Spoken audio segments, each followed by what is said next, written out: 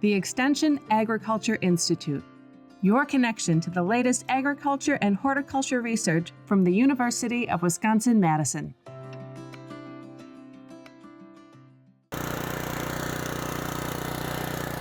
So here we have the tiller, and this, starting at the front, this is the front wheel. And you can see it's not attached to anything. There's nothing that moves the wheel.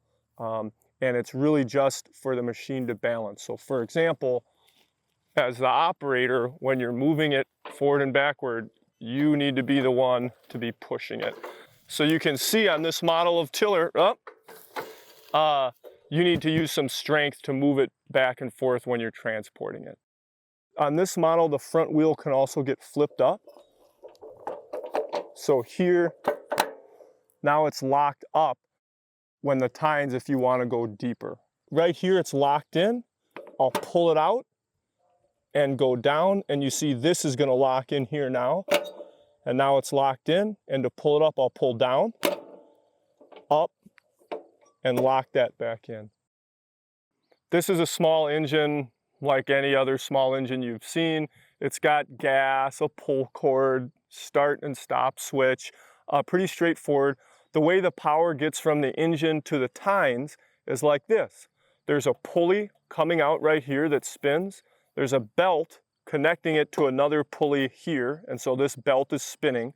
This is something that can break or burn. You'd pull this nut off here, pull the cover off, and you could replace or get to that belt. And then the belt turns gears that transfer the power down to here. And so there's one gear up here and one gear down here, and there's a chain that turns them. And this is the gearbox that transfers the power to the tines. So the power is transferred from the engine with a belt to a gear, to a chain, to a gear, and here it will turn the tines. Now there's oil in here to keep that chain oiled. This is a brand new machine, but as your machine gets older and hits stones, sometimes around here oil can leak out. And so you want to just keep an eye. Sometimes you might have to replace a seal, or you might have to top off the oil and make sure that that chain stays lubricated. These are the tines. They rotate forward. This is a forward rotating machine.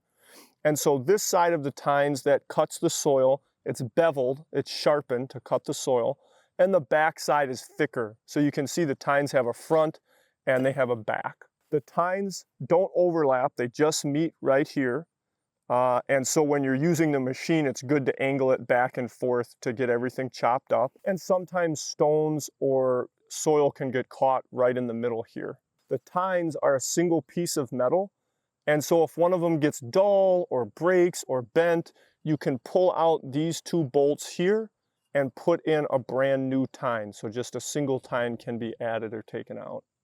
The tine assembly can also be adjusted. So right now there's this disc on the edge so that no soil is thrown over, so that you can rototill right next to other things. But that can be adjusted. So right here is a pin that can get pulled out.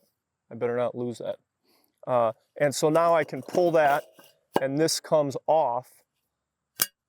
And now the machine can till a little more deeply. Also, if you wanted, you could change the width of the tilling action. So I could also pull out this pin here, and I could pull this off. And now I could till a narrower width.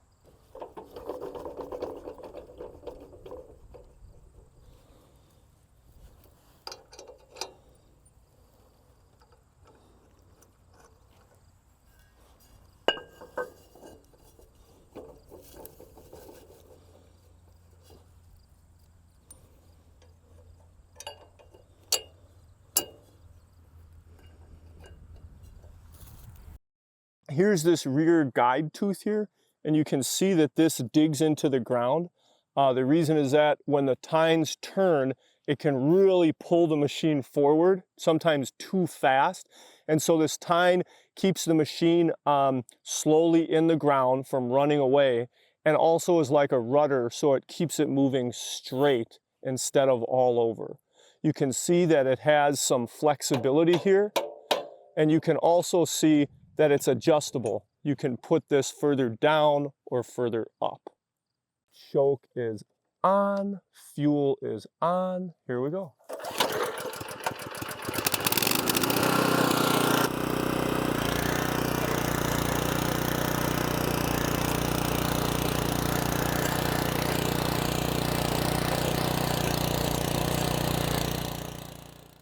So here we just ran the machine, and you can see here in the trench what's really happening. So if I go in and pull a little bit of soil away, so you see how deep the machine is getting. This is about, say, 4 inches, which is maybe good enough to plant seeds, but a lot of times we'd want to be able to till more deeply. So just realize that the tiller doesn't go very deep.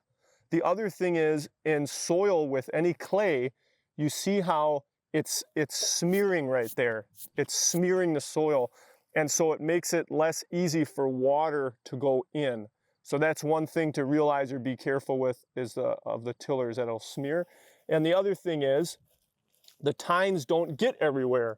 So you can see right here, the tines didn't overlap. And so that's why when we're running it, it's nice to wiggle it back and forth to cover everything. You can see if I set it down, that's right in between the tines.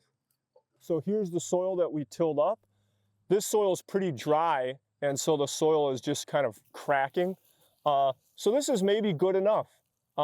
We could come back through and do a second pass, which will show you what that looks like. But here's after one pass. Looks okay. Here's our switch, on or off. Here's our throttle. We can make the engine go faster or slower.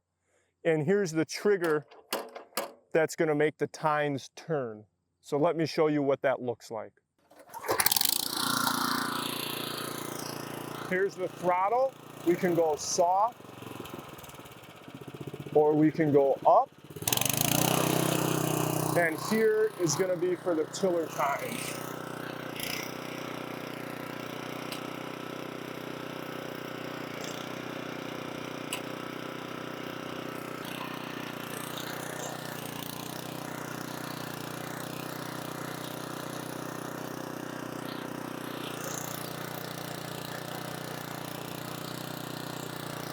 You can see when you're running it, it takes strength to run this machine.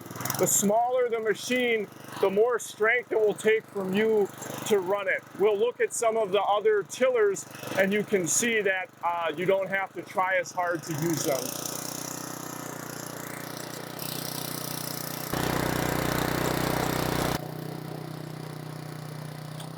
Here you can see the rear tine we have digging into the soil. And it's locked into the soil, so that's going to keep us from jumping forward, and it's also going to keep our machine headed straight and not wiggling all over. So there it is. It's harder to control the depth that you're tilling at with this machine. The two ways to do it are when you're using it to lift up or down on the tines to put them deeper or shallower into the soil.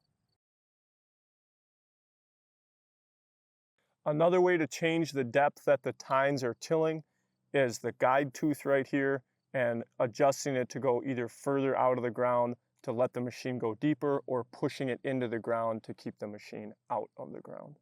Those are ways to adjust the depth that you're tilling at. A lot of times a rototiller is used to break new ground to plant seeds or transplants, but it can also be used for weed control.